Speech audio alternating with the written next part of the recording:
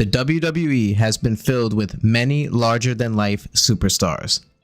From The Rock to John Cena to Hulk Hogan, and then there was the ninth wonder of the world, Chyna. Chyna had all the ingredients along with a unique look that could have propelled her to the level of those superstars. However, the star had a short-lived run with the company at its peak, the Attitude Era. Her WWE career was riddled with absolute heartbreak and misfortunes backstage.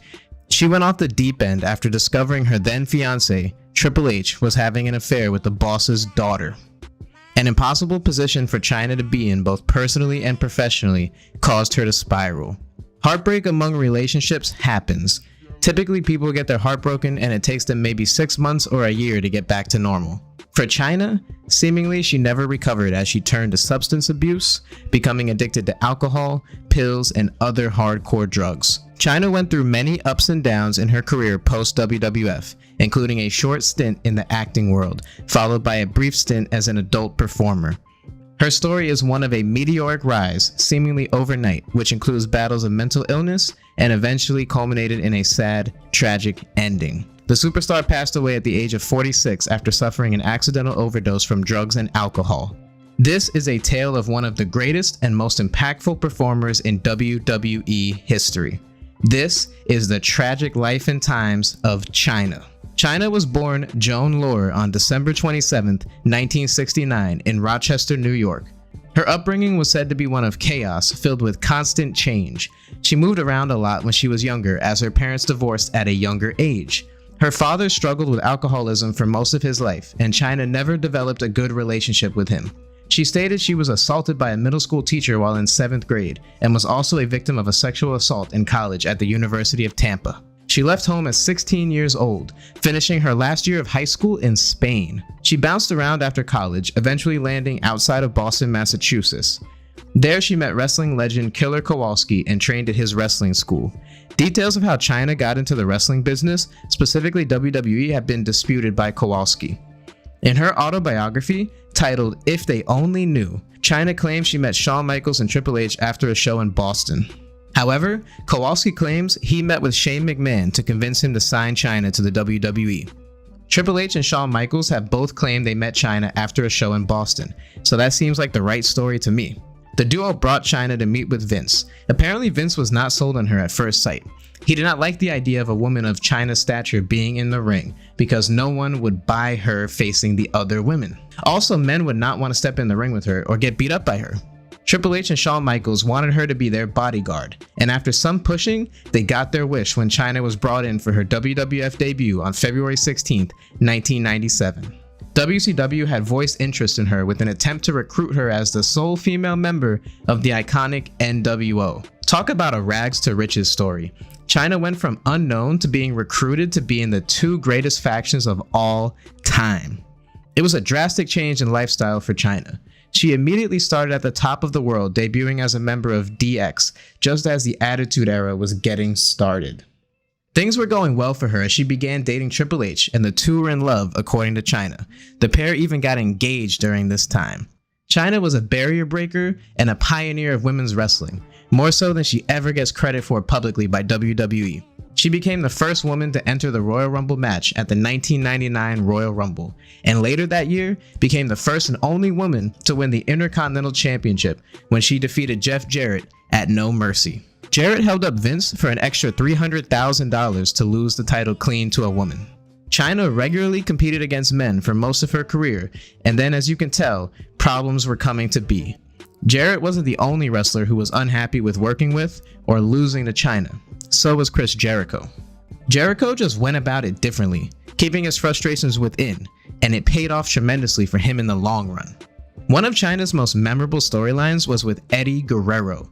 It was here that Guerrero developed his Latino heat persona and showed how charismatic he could be. Honestly, Chyna helped Guerrero elevate into a star within the WWE, and he was very grateful for the time the two spent working together. Around this time, Chyna entered a feud with Ivory, and she won the WWF Women's title at WrestleMania 17. She defended the title once against Lita at Judgment Day 2001. This was her last match with the WWE. The details of her leaving WWE are very foggy, as there are multiple accounts of what actually happened. Famously, Jim Ross told his side of things from his perspective as the head of talent relations at the time, meaning he was in charge of negotiating a new contract with Chyna and consoling her as she was heartbroken from her recent breakup with Triple H. On an episode of his podcast, Grilling JR, Ross recalled that Chyna asked for a downside guarantee of $1 million, something Ross took exception to and called it unrealistic. Ross said that not even Austin and Triple H were making that kind of downside at the time. Wrestlers made most of their money through pay-per-view bonuses, merchandising, and media crossover. He speculated that Chyna made this demand because she was not serious in actually negotiating with WWE and wanted to pursue an acting and bodybuilding career. Chyna claimed that she met with Vince McMahon and was told essentially that family comes first, meaning that he had to look out for Stephanie. She claimed that she received a fax shortly thereafter while at a coffee shop or a restaurant. She said this during an interview, which left the people interviewing her shocked as to how WWE knew that she was at the restaurant at that time. Chyna's sister claimed that she was offered a brand new contract in 2001 with a $400,000 downside guarantee, but she turned it down because she felt she was worth more.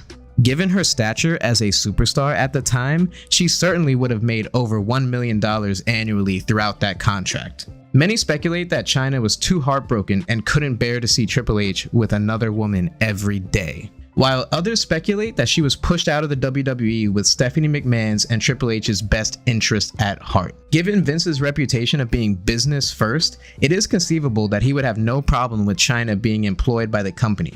It was an unfortunate situation given the way hers and Triple H's relationship ended, but it wasn't the end of the world. Given that Chyna's sister confirmed she was offered a contract, I tend to believe that this was the case. Jim Cornette has spoken about Chyna on his podcast, The Jim Cornette Experience, specifically during a review of the documentary, Vice Versa, Chyna. More on that in a moment.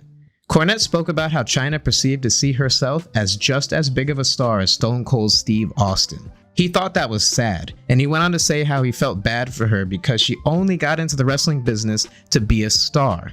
And when you get into anything to be a star, it is tough to accept when you don't become a star. Not everyone becomes a star, and Chyna was an exception. She did become a star for a brief period and could not deal with it when she wasn't a star anymore. Simply put, she was not on the level of Stone Cold, or even close to it in 2001. She could have gotten there, but unfortunately, she never did.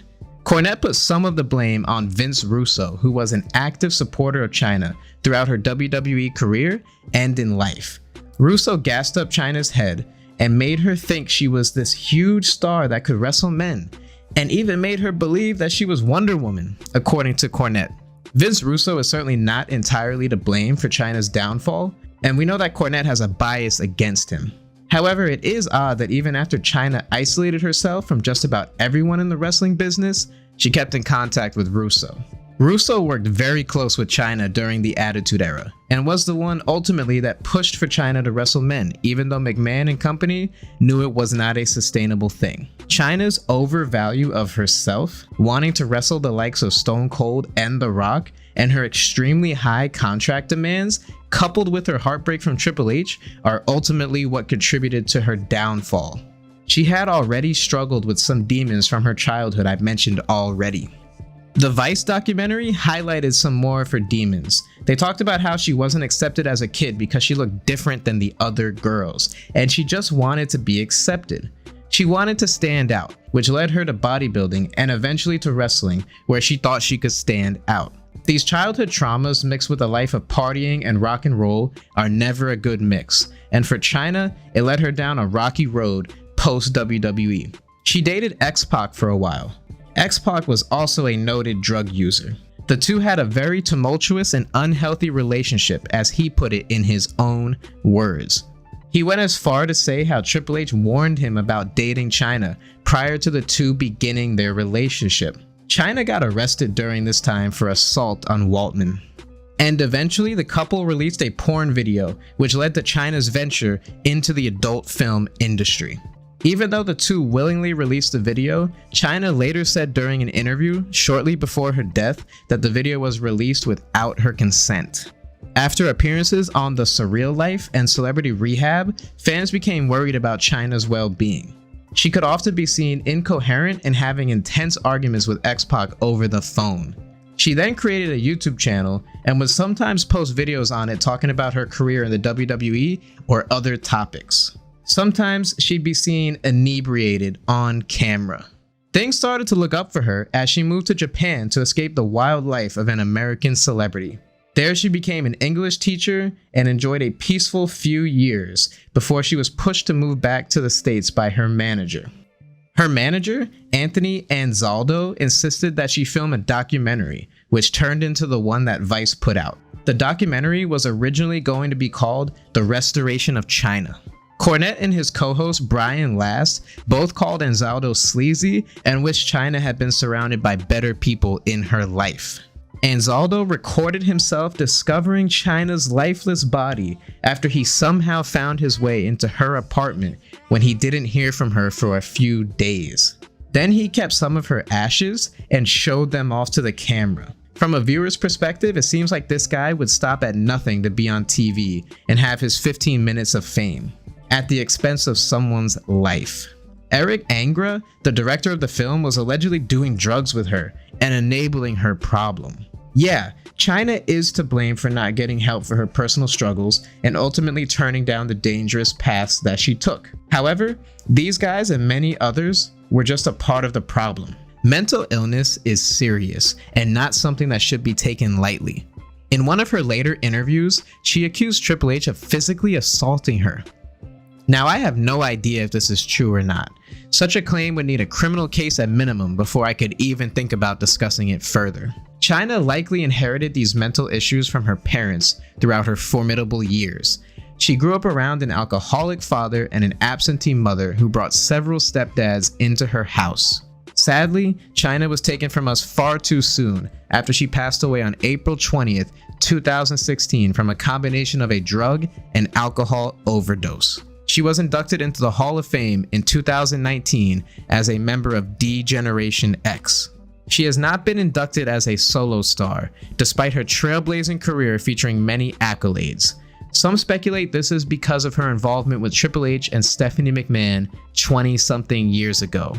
If that is the case, it's a shame that WWE can't put aside the fact that Triple H dated her 2 decades ago to properly honor her legacy. I don't know why she isn't in the Hall of Fame. What I do know is that she deserves it for everything she meant to the wrestling business, a business that she gave her body and soul to. This has been another edition of Wrestling Uncovered. I hope you all enjoyed, and I'll talk to you on the next one.